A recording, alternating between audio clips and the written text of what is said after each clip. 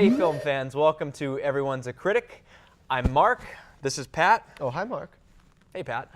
Today we're going to be talking about The Disaster Artist. Pat, could you give a little synopsis about this movie? Absolutely. The Disaster Artist is a movie about making a movie, and it's about the making of the 2003 film The Room, which is called the Citizen Kane of bad movies. It's one of the most hilariously bad, so bad it's good movies ever made. And this movie is all about just how the heck did that movie get made in the first place.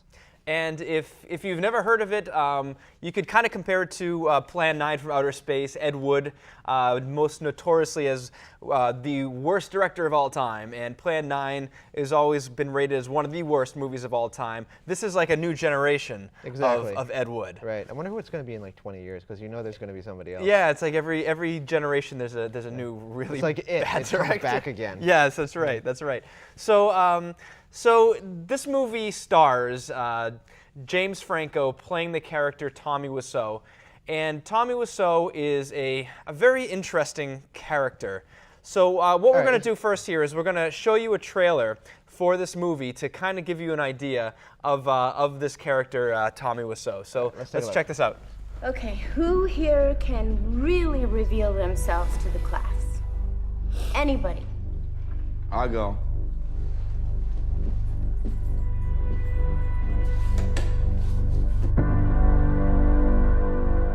Don't talk about me, not to class, not to anybody. Yeah, no, of course. Sharp on time, try not to fall asleep, everybody. Am I hearing an accent? No, what you mean? How old are you? No, I'm Greg age. You're 19? Yeah. I just turned 14. Wow, happy birthday.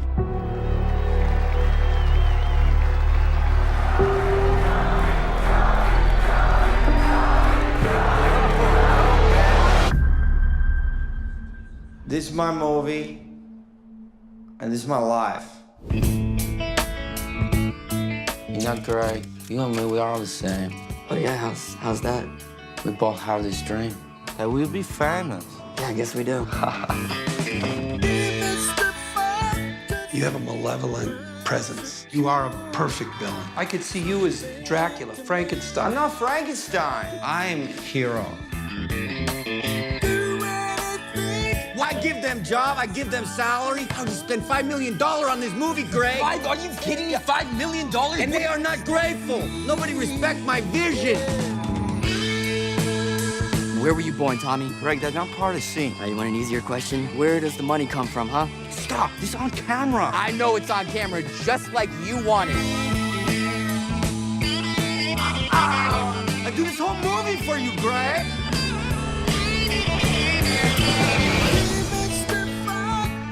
Can we just take it again? Try to lose the accent.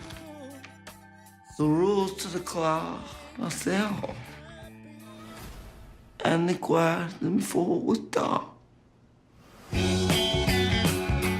Okay, so as you can see from the trailer, the main character's kind of a strange dude. His name is Tommy Wiseau, and up until this day, nobody knows how old he is. Nobody knows where he's from. And nobody knows where he got all of his money to make this movie. Right, this is a movie that is not made with any studio backing whatsoever. Basically, this eccentric character, he had enough millions of dollars that he could afford to hire crew and a cast to make this movie over a period of months. And it's a complete mystery just where he got that from. Mm-hmm. We really get to see from a behind-the-scenes look how this movie was made using, present-day, Hollywood A-list actors. Right, which brings me to what I was going to say about this, which is there's really two very distinct groups of people that can see this movie, which is people who are familiar with The Room and people who have never seen it before. I highly recommend watching The Room, or at least the most famous clips from it on YouTube before seeing this movie, because that's where most of the humor comes from, is actually seeing them reenact it. You take an iconic scene that's been viewed millions of times on YouTube just because it's so strange and bizarre and bad, and then this movie takes you back to them making that, and that's really where the joy of this movie comes from. So the guy that's actually on the screen right now talking to Tommy, who has the long black hair, that's Greg Sestero, who wrote a book about his experience making The Room with Tommy Wiseau. These two met each other at an acting class. I feel like the story is about two things. It's about the making of one of the worst movies of all time, and it's about a friendship. And it's about a friendship between two very, very different people who still kind of depend on each other. And that's what keeps them together, despite the fact that, you know, a lot goes wrong. It's a very strained friendship. Yeah, it's what's interesting about these characters is that Greg is he's an up-and-coming actor, but he doesn't really have the confidence to get up there and really show his emotion. And he latches on to Tommy because Tommy's the exact opposite. Tommy makes a spectacle whenever he's on stage or whenever he's anywhere. He has no problem, he's not shy, and he gives everything he has. But he's he's an outcast.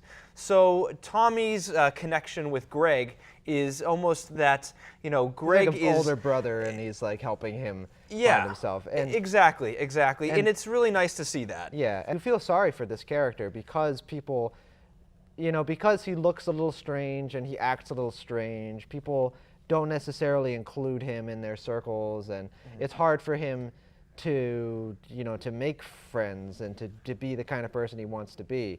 And what you see in the movie is Greg actually, even though at first he's the one with less confidence, he starts getting like an agent and callbacks for scripts, and now there's this whole new tension where he's kind of feeling like, oh, my friend is so much advanced so far behind me and is like leaving me behind. What's really nice is that you actually have two brothers playing the two main characters, James Franco and Dave Franco, and it's kind of cool to see the two of them working together.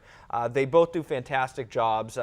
James Franco really does a perfect imitation of Tommy. It's uncanny. Yeah, he looks how and well sounds exactly like the real guy. Yeah, everybody does. It's great. The acting is top notch in this. They really do a good job. All right, so we've talked about the story. It's a great story. I could go on and on about that. Like we said, the acting is all top notch. What else is there to talk about? Filmmaking. Where do you rank this as in terms of the filmmaking? I mean, you know, it's not like it's this huge epic movie where it's got an incredible cinematography or anything like that, but everything is kind of done with the idea that this is The Room. So if you've seen The Room, the movie itself is almost filmed to kind of replicate The Room. It's almost a low. It's not quite low budget, but it's almost meant to look low budget. Yeah, it's a well-made film. Nothing about the filmmaking certainly distracts from the movie, and it's yeah. I mean, I think that the bulk of what's really impressive about the filmmaking, like you said, is how accurately they recreated the sets used from the original movie. And they're really relying on the strength of the actors in this movie. Again, it's not so much the cinematography or anything. It's really the characters in this movie. And it's an ensemble piece too. I mean, they had to cast like 5 different roles from this original movie, and every one of them does a phenomenal job. And there are cameos like the woman who plays Lisa's mother. Like, she was awesome. Yeah.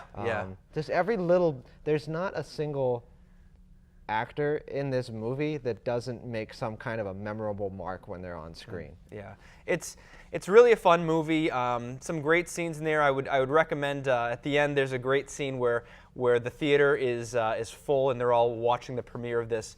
Don't tell too much that's about fantastic. it, That's all I'm saying. That's all I'm saying. All right. I'm not saying any more than that. That you gotta watch out for. And I'll say this: it's a movie that it's kind of like a painfully awkward scenes type of movie, but it's heartwarming in the end also. Like, even though it's about someone making a terrible movie, it's not about poking fun at him. It's not look at this idiot who made this terrible movie. It's a story about someone who was passionate about what they did, and it ends in a heartwarming way. So I would call it a feel-good movie. I would too. It's definitely worth watching. I think if you can find it, I know it's not in a lot of theaters, but if it's in a theater near you, I would definitely spend the 2 hours to go and see it. Watch The Room. Watch The Room, first, yeah. Or look up You're Tearing Me Apart, Lisa, or the flower shop scene. Yep. You won't know what I'm talking about now if you haven't seen the movie, but when you look it up on Yeah. YouTube, those are some of the famous scenes from the movie. So we like to give our grades for each movie sort of like in a report card fashion. So what would you grade this movie, Pat? A minus. That's my score. Nice, nice. I would, I'd give it a B plus. Not quite as high as you, but I feel like it's still a strong movie. And What stops it from getting into that A range? I just think it's overall as a story, as that behind the scenes kind of look as a making of a movie. I've seen it done better. It's again, the characters are top notch. That's where the movie's at. It's the character study. But a movie that's about the making of a movie, like I'd say, Living in Oblivion does it better than that, which is an older movie starring Steve Buscemi. But it is a good movie, and I would recommend seeing it. And I think it's the definitive telling of this story too. I don't think that they could have done a much better job telling the story of the making of this particular movie. Right, right. So anyway, hope you liked this episode of Everyone's a Critic, and we will be back again with another new release. Yeah, what do you want to see next? I don't know. We'll have to see what's out there. Okay. Not sure. So that's why you got to stay tuned. And thanks for joining me, Pat, and look forward to Thank you, Mark. talking with you at the next episode. Okay, Cool. See you later. See ya.